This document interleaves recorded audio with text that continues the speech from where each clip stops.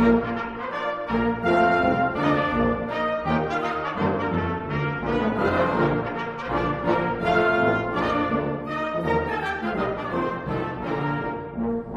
and welcome to Fraternally Submitted, the Delta Sigma podcast regarding chapter, band, and music department history. I'm your host, Angel Sanchez, and I'm here joined by Peter Ponce, the voice of the Maverick Marching Band. How are you doing, Peter?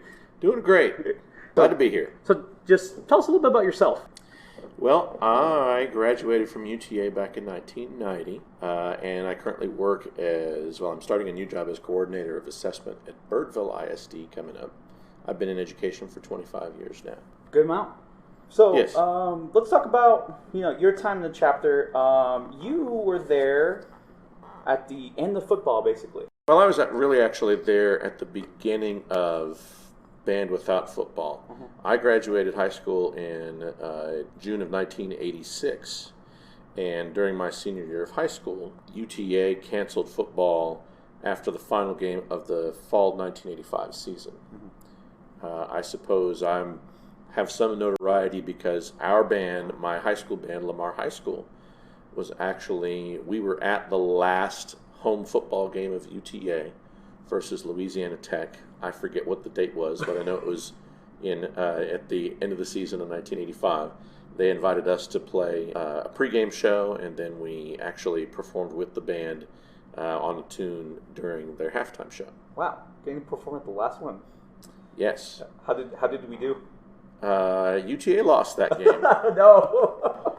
I was personally actually at the very first game at Maverick Stadium in September of 1980, not as a band member or any official capacity. I was just there as a spectator. I had some older siblings who were attending UTA at the time, so they were able to get me tickets in the student section. And they played North Texas State, which is what it was called at that time. They also lost that game. That was the one time that Maverick Stadium sold out, was that very first game against North Texas State in 1980. They had to bring in additional stands, temporary stands, because they had oversold the actual capacity of the stadium. So I'm sure somewhere they have the official attendance numbers for that game. But that was the only time that the stadium sold out. And UTA lost that game. UTA lost their last game. Oh, no. I happened to be at both of those. Oh, no, that's kind of...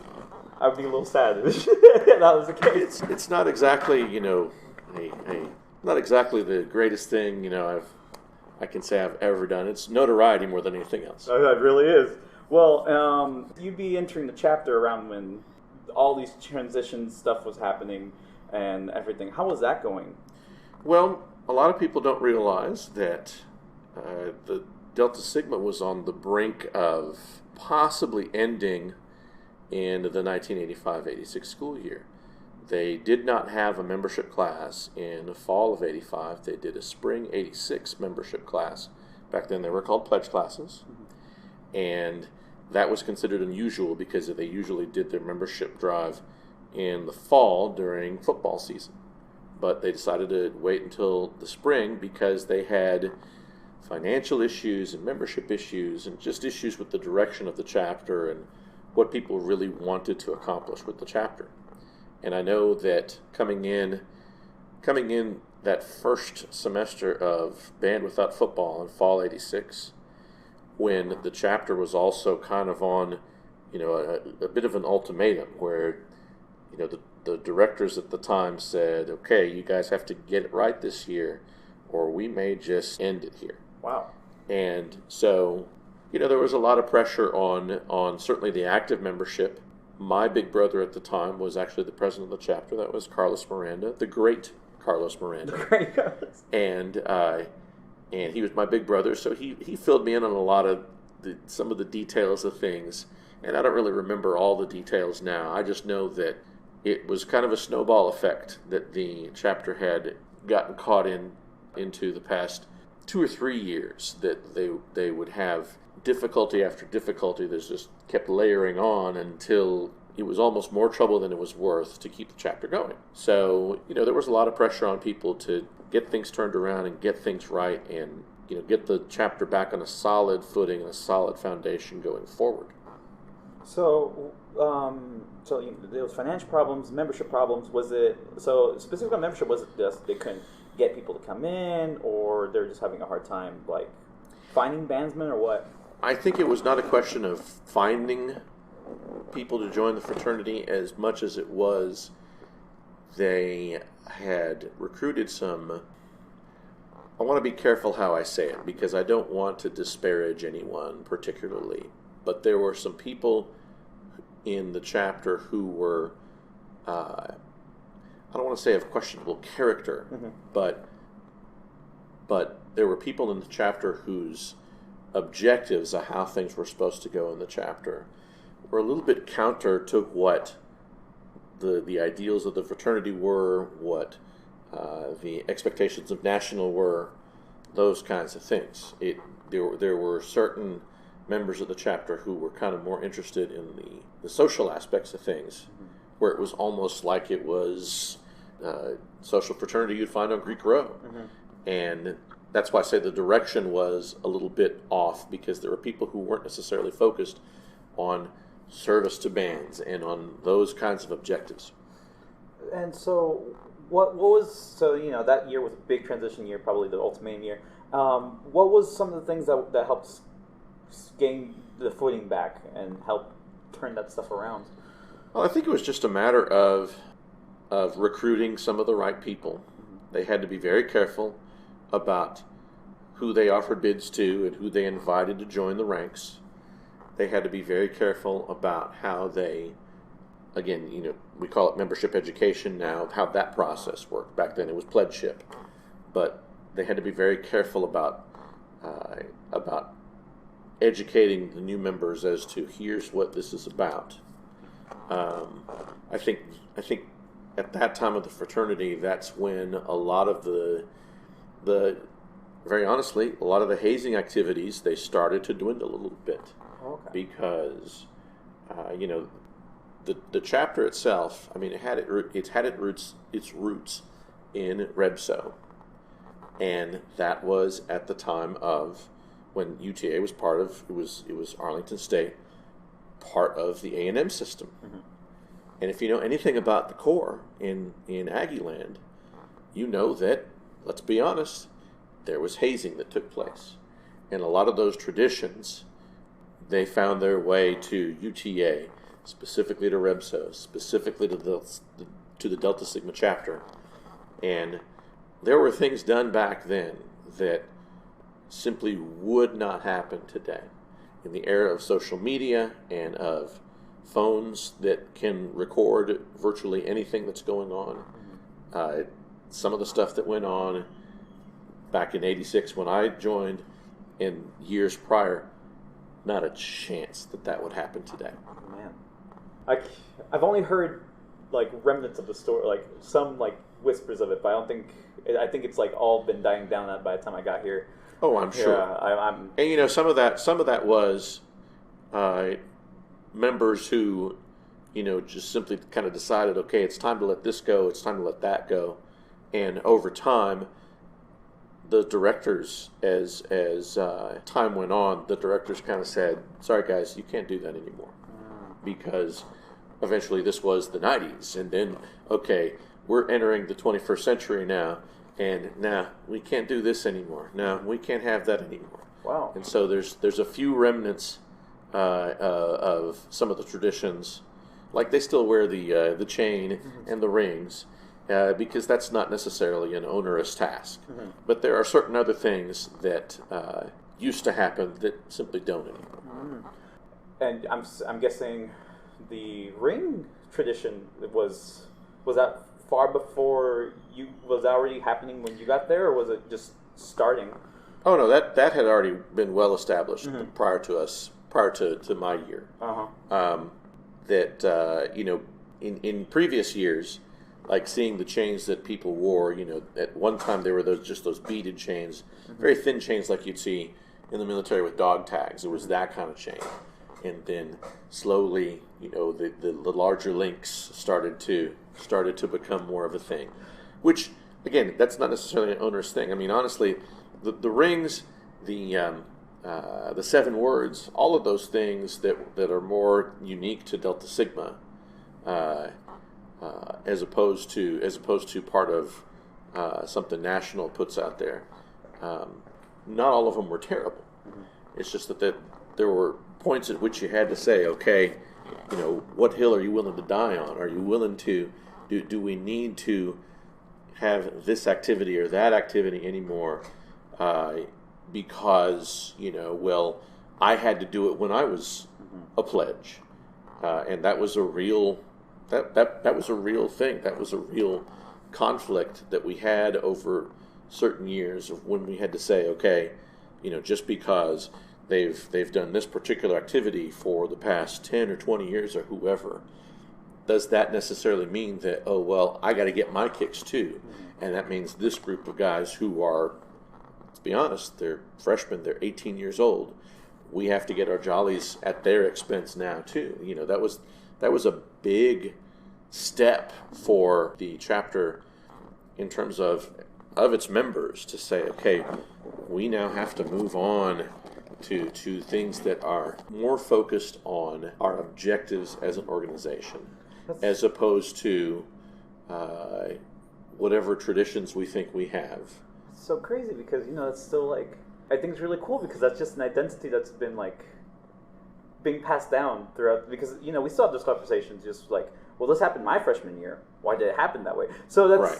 I'm finding it really cool that we've been having these conversations for such a long time and just evolving every single year. But I imagine the conversations now are a whole lot more, for lack of a better word, mature, because the chapter has moved past activities that simply wouldn't fly today. Yeah, no, like sometimes we sit down and we talk about how can it be better. It just, I guess that's the type of conversations we have now. Mm-hmm. It's just improving the current projects we have. But right. I'm very happy. I think it's really cool just seeing that identity just being passed down every single year, and also seeing how everlasting the 7 words and the chain has been passed down. That's the good stuff's worth fighting for. Yeah, and there are things that I can honestly say from my own pledgeship that were very instructive and were very positive experiences for me.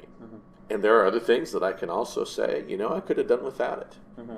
And when I was an active, I was actually willing to say, when I was president of the chapter, there were a couple of things that I was willing to step up and say, unpopular as it may have been, I'm willing to let this go. Mm-hmm. Because, well, I mean, certain things, I don't know if you guys still do Brotherhood Night, mm-hmm. but there were certain things during Brotherhood Night, during my presidency, where I was honestly concerned about the safety of the pledges, mm-hmm. the candidates. And so I was like, you know what, I'm not willing to compromise the safety of anybody for the sake of anything that we are trying to sell to ourselves as tradition. Mm-hmm. And so, I mean, that ultimately is, those are the kinds of decisions that had to be made in that era of the chapter. Mm-hmm. And so I'm guessing, so your biggest objective as president was being able to make those tough decisions. Like, what else were like some goals you remember, some other things you wanted to make sure happened while you were there? I mean, everybody's heard of In Memoriam, mm-hmm. and that was actually, the wheel started turning for that particular piece prior to my presidency. My predecessor as president was Ken Peach, and I remember Ken was actually during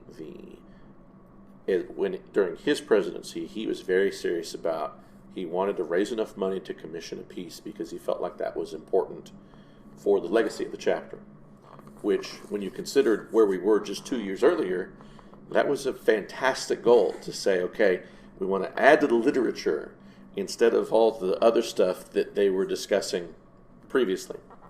So he initiated and got that ball rolling, and it was actually during the spring of his presidency that Mrs. Lichtenwalter passed. Mm-hmm. And so then the conversation turned to, well, how are we going to honor her?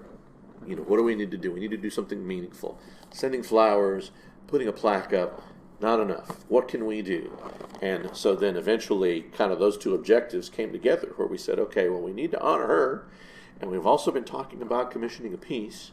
Why don't we put those two things together and move towards that goal, where the piece that we're going to commission is going to be in her memory.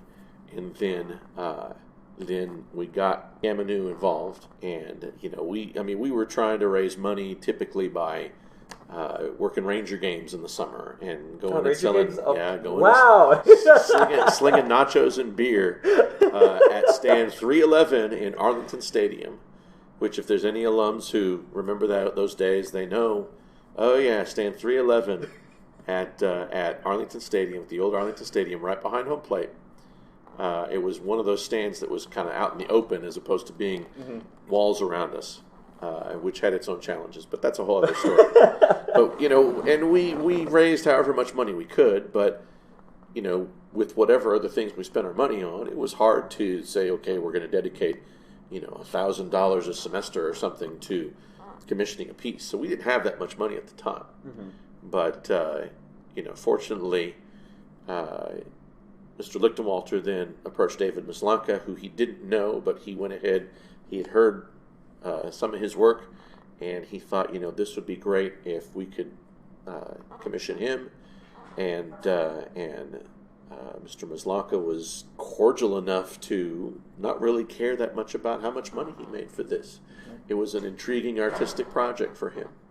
So he didn't have a particular price that we had to achieve. It was basically, what we could afford, and he was going to put together this piece for us.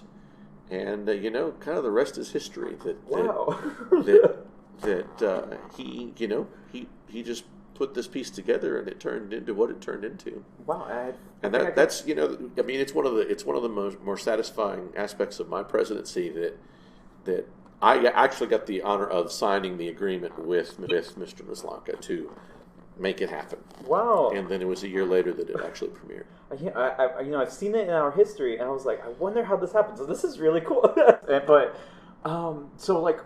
Do you get to sit down with Mr. Maslanka a lot, or have any conversations with him, or? No, we, being a bunch of silly college kids, I remember when he visited for the premiere, which was the year after my presidency. That would have been the spring of '89. Spring of '89? No, it would have been the spring of 1990, because we officially, Mrs. Lichtenwalter passed in '88. Then we got the ball rolling and signed the agreement in spring of '89. And then a year later is when it premiered. It premiered, I think, in February of 1990. And he came to visit to work with the wind ensemble and to kind of shed light on the background behind the piece. And being a bunch of silly college kids, we took him to Mama's Pizza down on Cooper Street. It's no longer there. It was basically right next to the Taco Bell. I'm not sure what's there now. It's probably like a dry cleaners or something. I don't know. So next to Taco Bell, just to the north of Taco Bell was Mama's Pizza. It's like Chipotle, where is it? Yeah, it's somewhere down there in that area. I know Taco Bell, and they've rebuilt that Taco Bell since then. But it was in the lot next to Taco Bell. Terrible parking lot, kind of an old building, but it was a favorite hangout for band members for years upon years. And that was one of the places, we'd have meetings on, let's say, a Monday night, and then we'd go to Mama's Pizza and enjoy some pizza.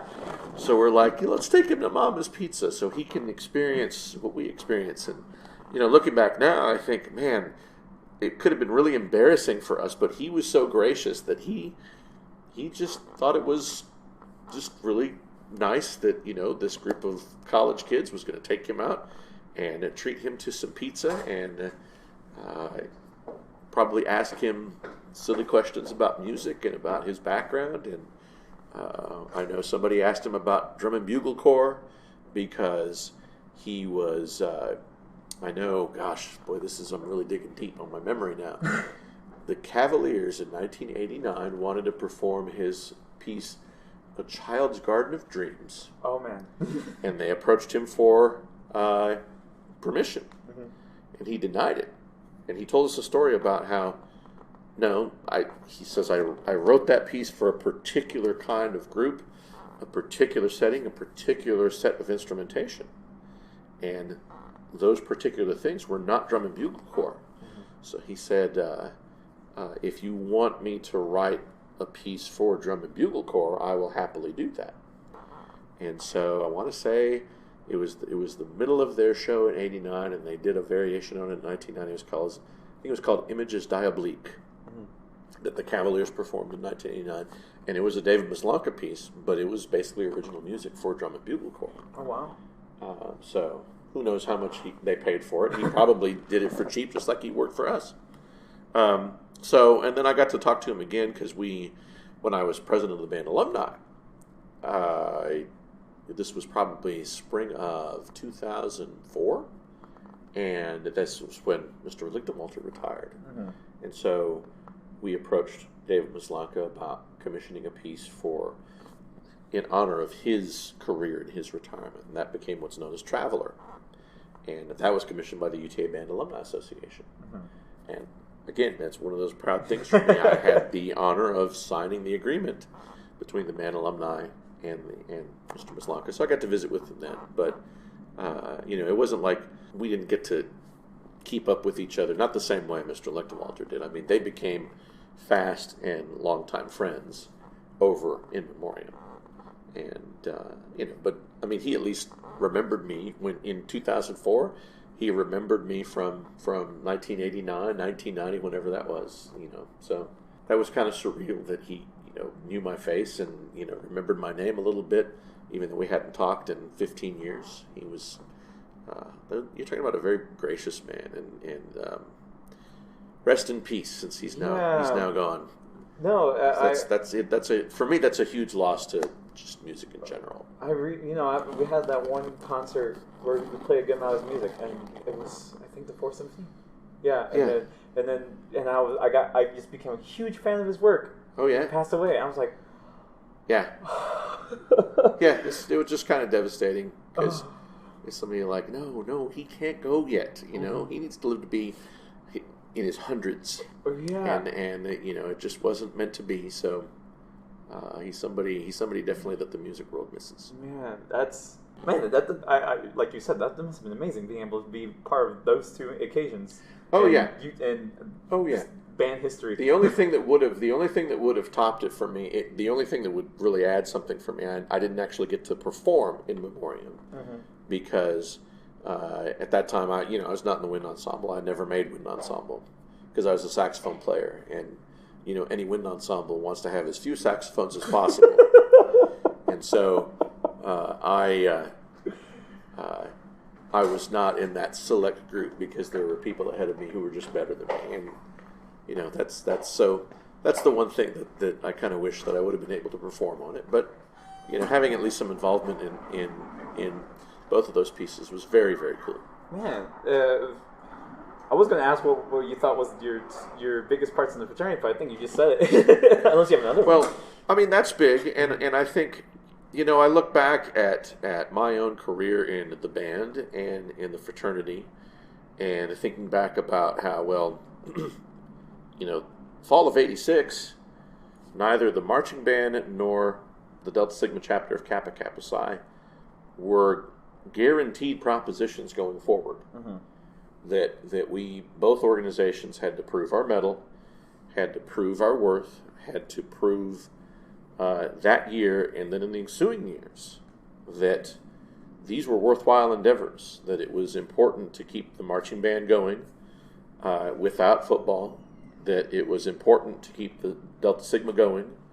For me, looking back, that's the proudest thing for me, is that I was a part of that process of establishing an identity and a direction and a focus that would endure.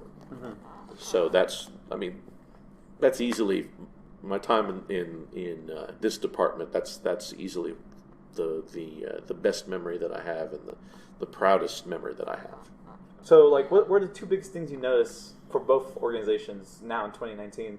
Well, I think I kind of alluded to it earlier. It's just the maturity now, mm-hmm. of the organizations institutionally speaking. Delta Sigma is now, it's no longer trying to figure out whether or not beer is more important than, service, which that's a real simplification of the conflict, but, that was essentially, that's a good representation of, how it was.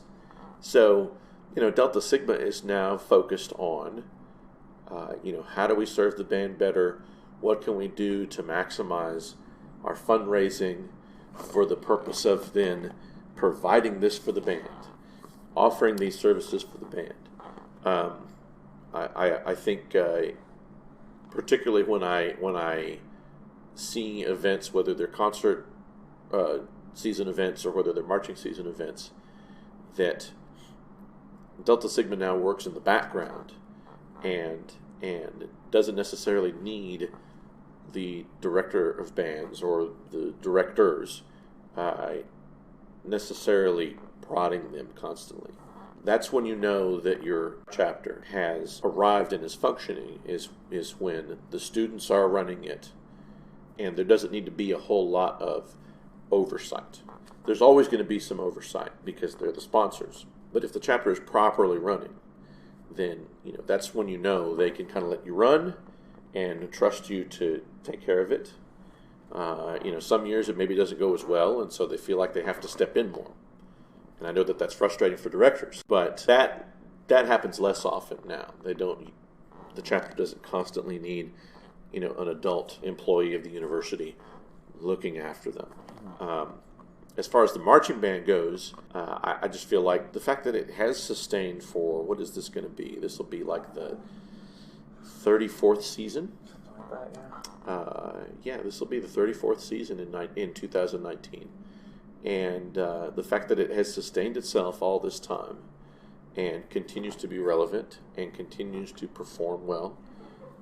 There've been some lean years here and there. There was a revolving door of directors for a few years there, about a decade ago, and that has kind of stabilized itself a bit, and it's less of an experiment, and it's more of a program now.